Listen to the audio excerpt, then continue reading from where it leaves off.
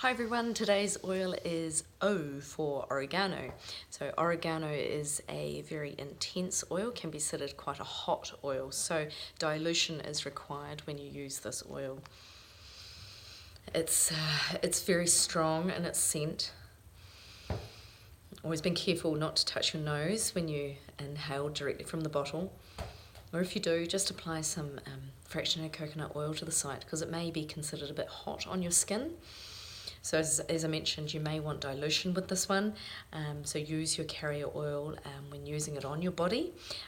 A drop down the spine or on the soles of the feet is perfectly okay, but you will notice that it can be quite hot. So please do remember that, especially if you're using it on elderly or younger children. So I use this one a lot in my cooking. I will mix it in with my spaghettis or my bologneses, things like that, right at the end. So just before I serve the meal, I will just put just a simple drop in, or maybe a toothpick amount, depending on how much I'm needing. And I will just serve up the meal just after having put the oregano in.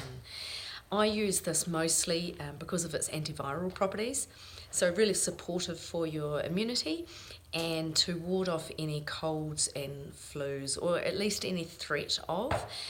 So I know that when I get run down, I'm wanting to support my immunity as best I can, and so to avoid getting any colds or flus, I'm going to use this on the soles of my feet.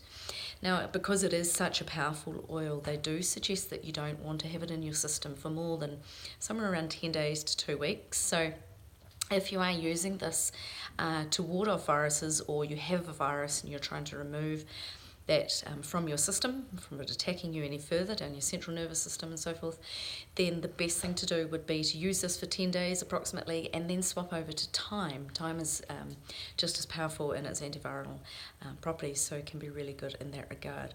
So antibacterial, antifungal can be really good for toes, dirty toes, athlete's foot, that sort of thing. It's antiparasitic. It's really supportive for the immune. It's an immune stimulant, and importantly, the respiratory system as well. So again, it can be used with any coughs and colds and things on your chest, but do just be mindful about that heat element of the oil and dilute. And I would say that for anyone with warts or verrucas, that sort of thing, you could apply just by touching your finger just to the top of the bottle and touching the wart directly.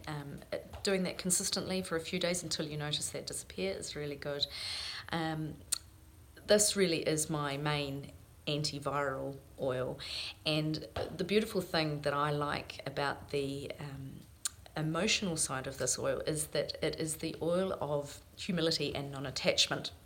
So it cuts through life with full force because of its intensity and its forcefulness. It removes blocks, and it can clear any of those mental negativity manifestations and really helps you to open up that way. So for me, I find it a very powerful and supportive oil for my immunity and my immune support, and I use this on my children on their feet, pretty much feet only, with a diluted or a fractionated coconut oil, a diluted amount, and then I use it on myself. So I hope you get some joy out of it, enjoy using it in your cooking.